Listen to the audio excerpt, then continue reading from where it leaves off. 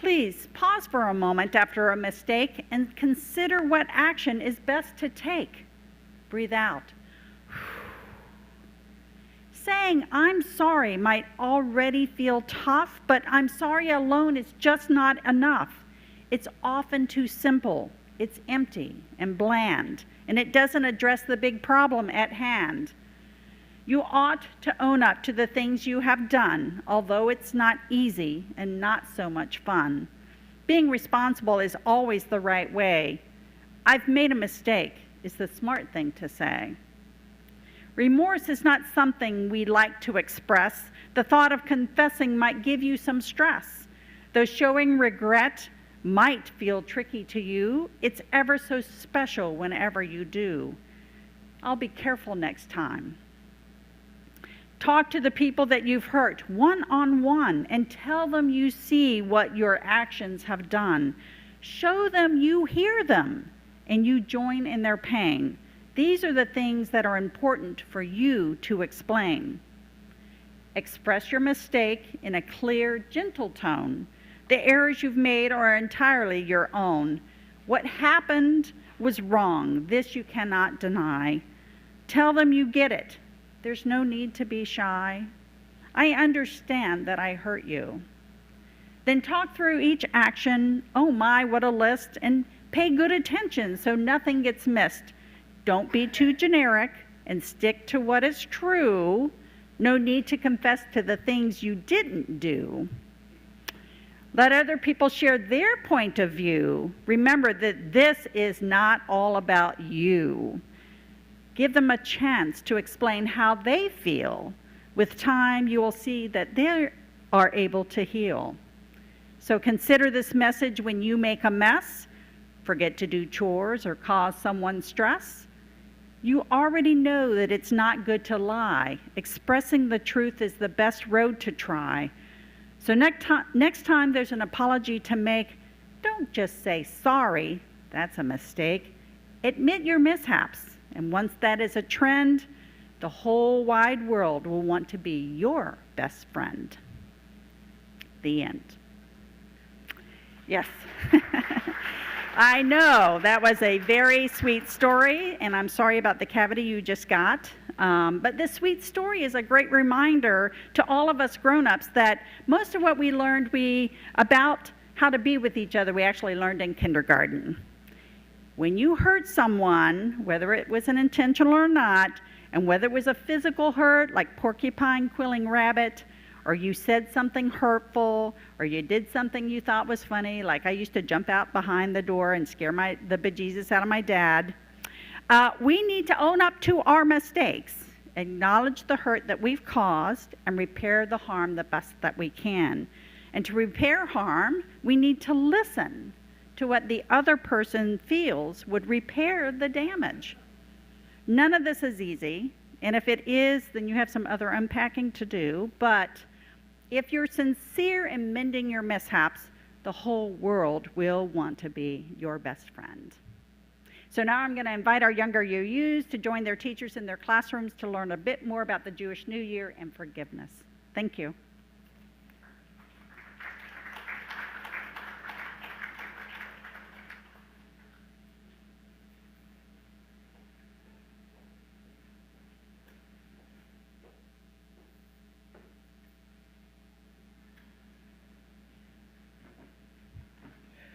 Good morning, friends. We, the Unitarian Universalists of Sarasota, covenant to affirm and promote journeying towards spiritual wholeness by working to build a diverse, multicultural, beloved community through our actions that accountably dismantle racism and other oppressions in ourselves and our institutions. As a person of color, there are always moments of insecurity and an absence of trust when it comes to entering into or participating with a predominantly white audience. It often helps to have a direct invitation, welcoming us in. I see the eighth principle as a way of saying, come and sit with me, there's room for you here. When I consider the importance of the eighth principle, The part that resonates most deeply with my spirit is the covenant to affirm and promote, journeying toward spiritual wholeness. You have given me a sense of belonging. Here I have found room to grow and participate in many ways that have allowed me to support our humanistic and loving principles creatively. My soul has been nurtured and I have thrived.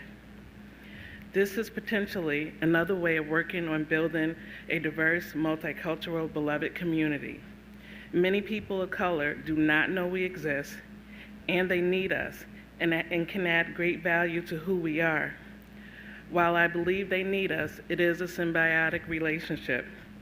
On our end, minority members can add significant value to who we are. Black people need the sense of community that is found in traditional churches without the traditional constraints. As Unitarians, they can have that with us and the freedom of openly exploring and practicing ancestral and developing spiritual beliefs and ideas. The invitation and freedom to do this is another way we can dismantle racism and oppression in ourselves, our institutions, and the broader community, both here in the United States and the rest of the world. Thank you.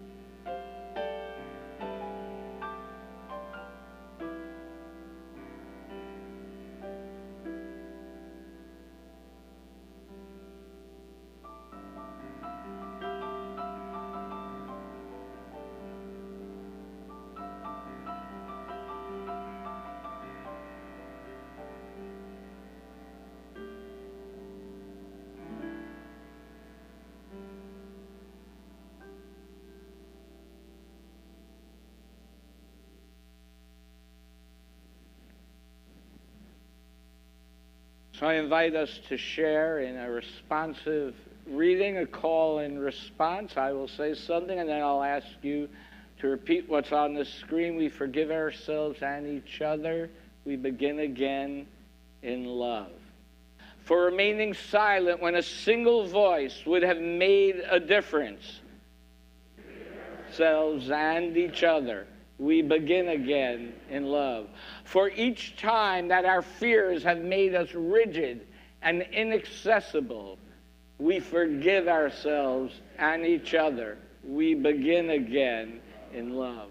For each time that we have struck out in anger without just cause, we forgive ourselves and each other. We begin again in love. For each time that our greed has blinded us to the needs of others, we forgive ourselves and each other. We begin again in love. For the selfishness which sets us apart and alone,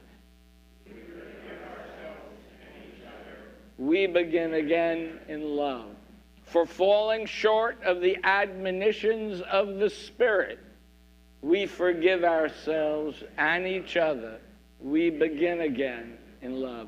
For losing sight of our unity, we forgive ourselves and each other.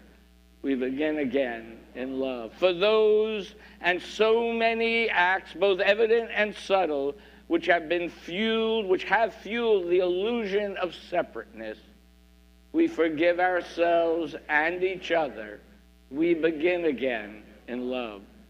As we go into our time for silence, let us contemplate where we have fallen short in the prior year and how we may rectify it.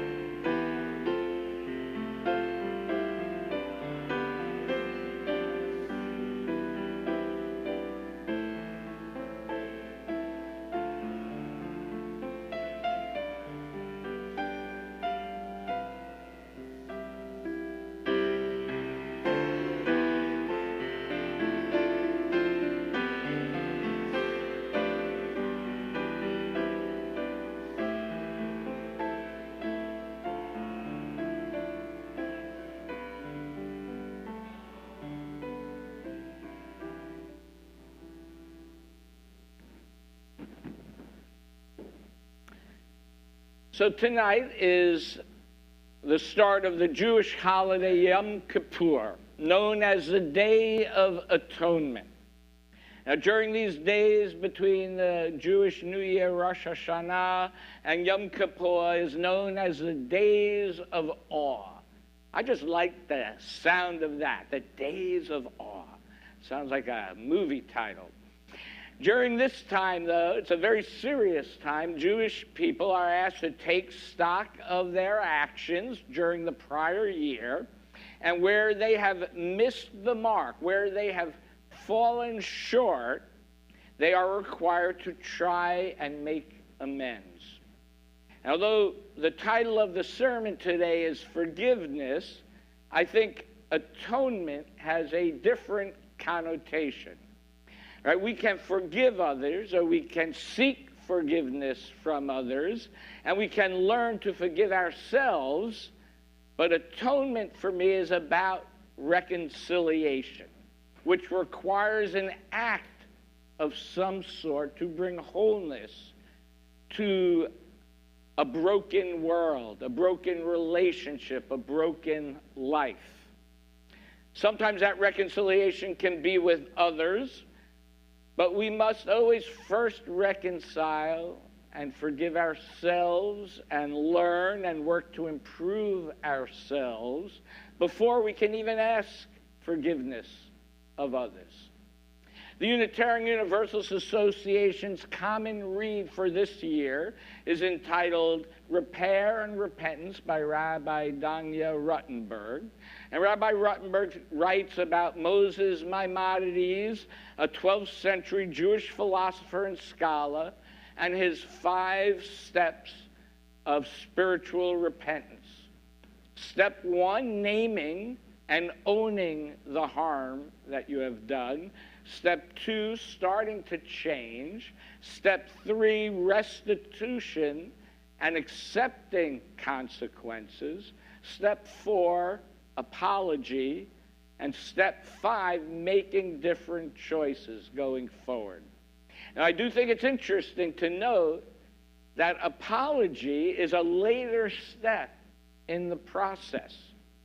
Apology without genuine change or restitution is empty. You know, how often have we heard someone apologize and it goes something like, well, if what I have said offended you or anyone, I am sorry.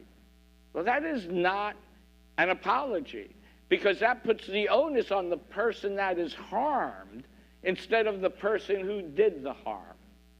Right? Just really saying, if what I said offended you, not what I said was offensive, right? That's the difference, and it's really key. Right? If you want to apologize, just say what you did, recognize what is wrong with what you did, commit to not doing it again, and work to repair the relationships with those that were harmed. As Ruttenberg says, and I quote, the focus of repentance is not on whether forgiveness is granted, but on whether the person who has done harm engages deeply in the steps of repentance and repair, end quote. You know, when I was a child, I was often told, forgive, but don't forget. And, you know, it's sometimes easier to see when you're harmed, right? It helps it easier for you to see when others are harmed and to make you a little more empathetic. So, you know, for most of my childhood, my parents, who were children in America during World War II, would never buy any German products because of Germany's murder of 6 million Jews in World War II. And I was made to read books and watch movies about the Holocaust, and I was taught to never forget that Christians would hate us, discriminate against us, and at some point would kill us because we were Jewish. Right? There was that, and that was their experiences in the world. Not being allowed to get into certain schools, not being allowed to have certain jobs. But at the same time, I was also taught that we should judge people based on their actions, and that the sins of the parents should not automatically be placed on their children. And post-World War II, Germany took concrete steps to address their role and take responsibility for their part in the tragedy of the Holocaust and to offer reparations to Jews. I would just want to take a second and step back to think about our country and the harms that we have caused to indigenous people, to African Americans who were brought over here slavery and all of their descendants. I think about even the Japanese people who we actually did pay a small amount of reparations to, because during World War II, we put them, not Germans, but Japanese, in essence, concentration camps in this country. But it is interesting. So I just want us all to just remember that. We still have work to do as a country. Interestingly, and talking about Israel now, in the newly formed country in 1951, there was conflict over whether to accept reparations from Germany. There were many Israelis who felt that taking reparations was akin to forgiving and pardoning the Germans for what they had done. And many Israelis actually launched violent protests against the Israeli government at that time. And David Ben-Gurion, the first prime minister of Israel, had to use the Israeli army to quell an uprising that led to the death of many of his fellow Israelis at a time when they couldn't afford to lose any more people. And afterward, Ben-Gurion said, and I quote, "I don't want to run after a German and spit in his face. I don't want to run after anybody. I want to sit here and build here," end quote. And they accepted the reparations. And I think there are a number of lessons to be learned from this story. Anger, especially righteous anger, can blind one to reality. The reparations they received were critical allow the state of Israel to build the infrastructure of that country and allow it to not only survive, but thrive. Right? How often do we in anger do something spiteful that we know is not in our own best interest or in line even with our values, just so that we can feed our resentment towards others? And don't get me wrong, anger is a natural emotion. There are times we should be angry, but the question should be, how do we express that anger? Letting go of our internal anger that no longer serves us is not the same as forgiveness. People do get hurt. People do need to protect themselves. We do need to see that justice is done so that others are not hurt in the same way. But also, we must heal ourselves. If we are going to grow as human beings, to grow past the hate that envelops us, to grow past the hurt that debilitates us, we must let go of our anger and our fear so that we can see our future clearly. Not to eliminate our memories, but to not let our memories of our past control and limit our future. This allows us to move forward and build up our own lives. And that is through and one way that we build and transform our lives is through our communal life together and our communal life with the life of the larger community. So please, help us build up our community by repatriating some of the money that's in your wallets and checkbooks as we take our collection today, 100% of which will go to the Asala Freedom School. Please be as generous as you can. For those online or here on your phone, there's either a QR code or a link on the YouTube video.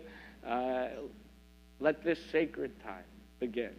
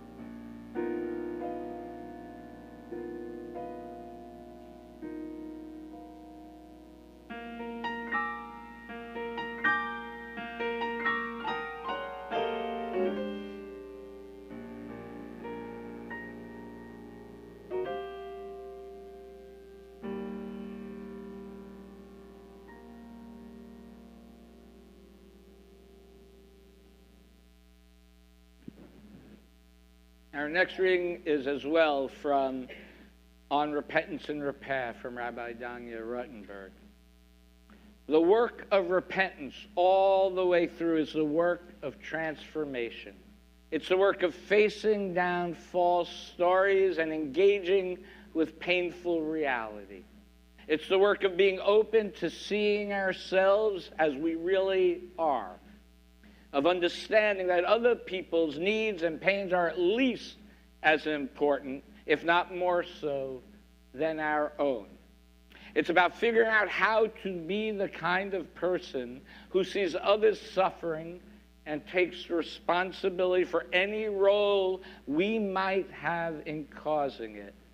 It's about ownership, owning who we have been and what we have done, and also owning the person that we are capable of being. So now I invite you to rise in body and our spirit. We're going to do a hymn instead of the special music, Comfort Me.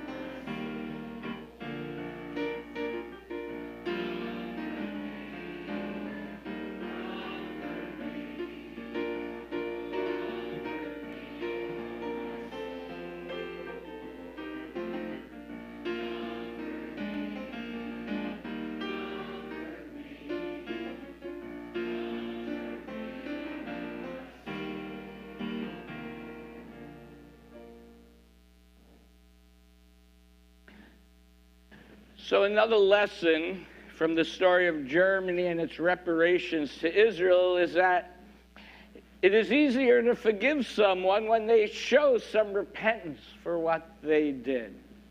And it also highlights that there is still a need to ask for forgiveness. That is still part of the process. Holocaust survivor and writer Elie Wiesel said, and I quote, "Some persons do not deserve forgiveness.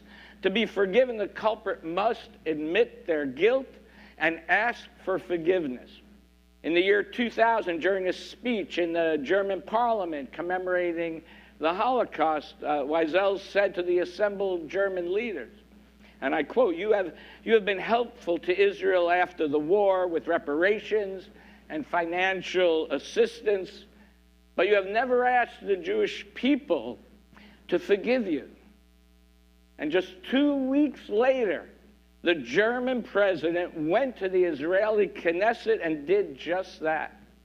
He said, and I quote, "Before the people of Israel, I pay humble tribute to those who were murdered, who have no graves at which I could ask their forgiveness. So I ask forgiveness for what the Germans have done, for myself and my generation, for the sake of our children and our children's children, whose future I would see at the side of the children of Israel." And this is how we can prevent passing our own sins of anger onto our children. We need to interact with each other, to know each other, to not be others to each other. We need to consciously be open to the concept of forgiveness and redemption.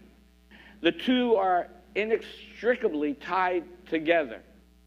One cannot control whether someone will forgive another. We can only first atone for it through right actions and then ask for forgiveness. And even if the wronged party does not forgive, the party causing the harm can show that they have learned, they have changed, and by doing so, show that transformation is possible.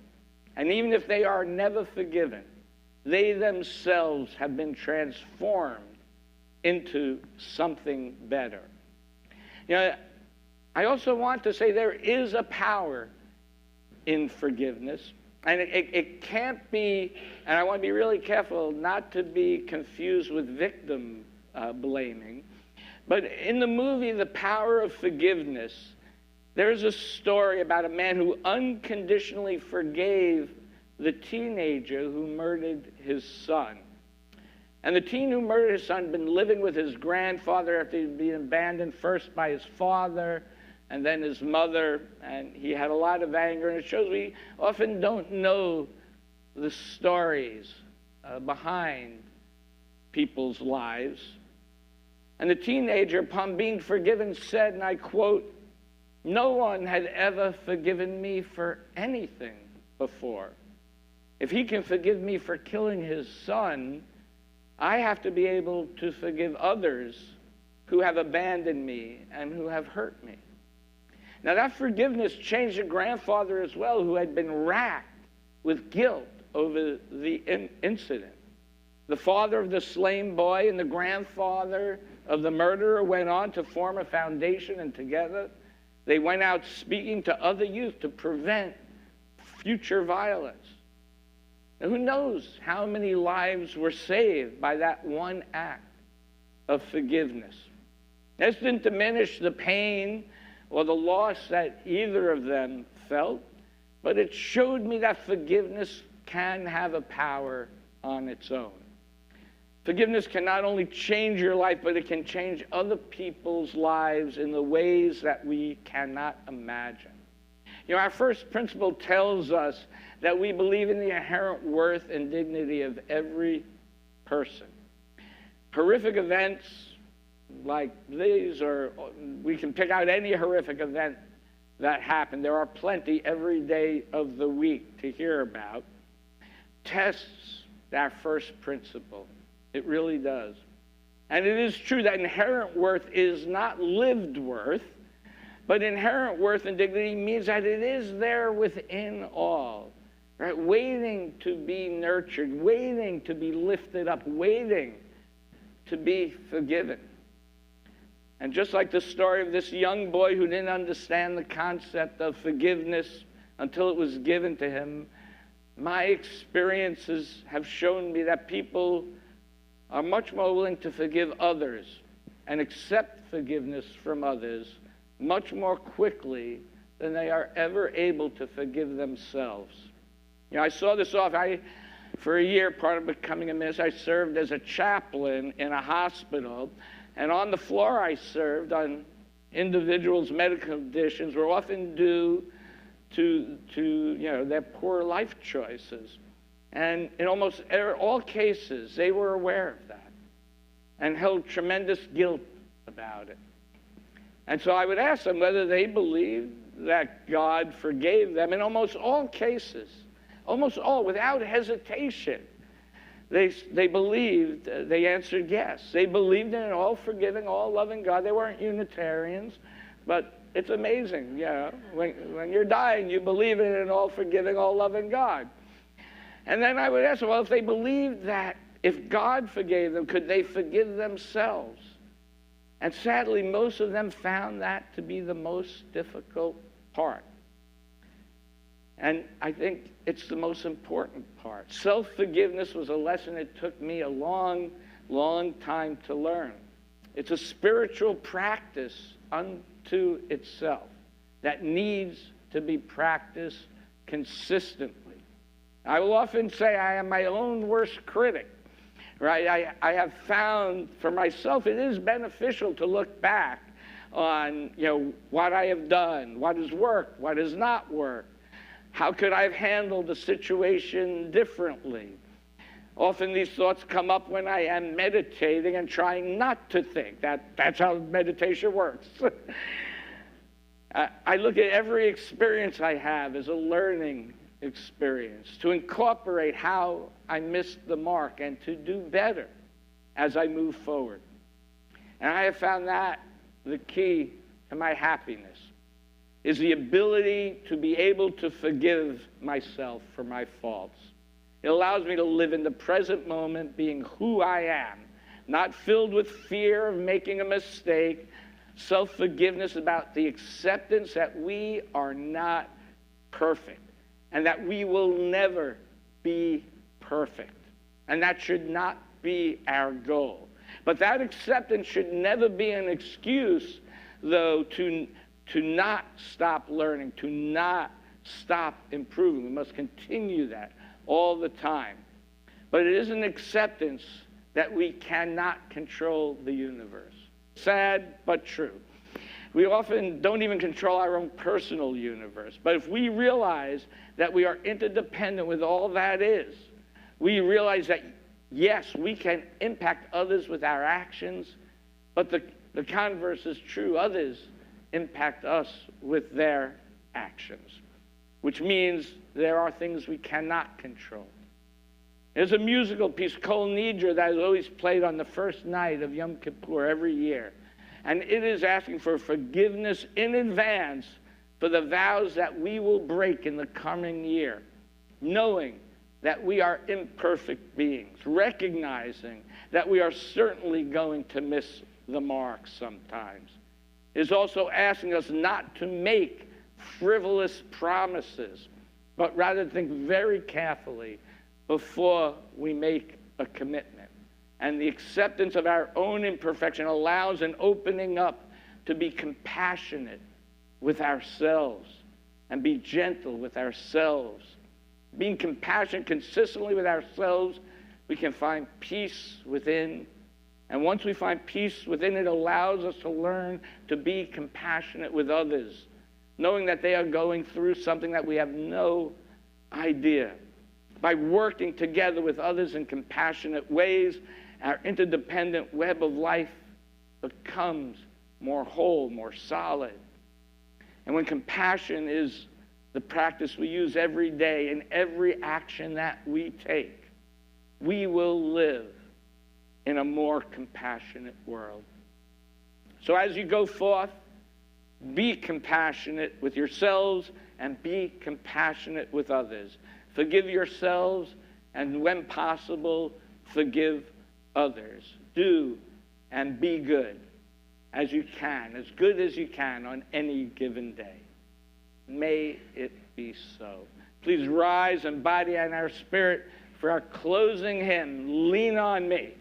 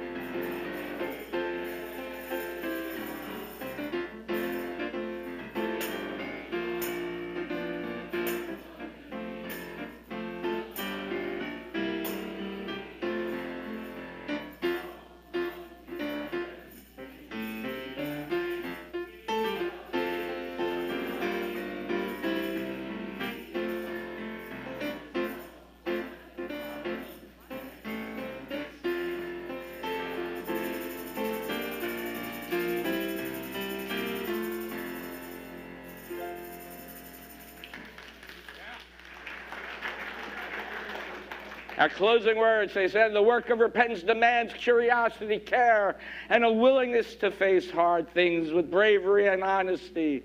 While we can't undo the past, we can address the present with integrity and endeavor to create a future that is much more whole than anything we can imagine from here. So let us begin. Please join me in extinguishing the chalice with the words that are on the screen. We extinguish this flame, not the light of truth, the warmth of community, or the fire of commitment. These we carry in our hearts until we are together again. Thank you all for your presence here today. May you go out and do and be good.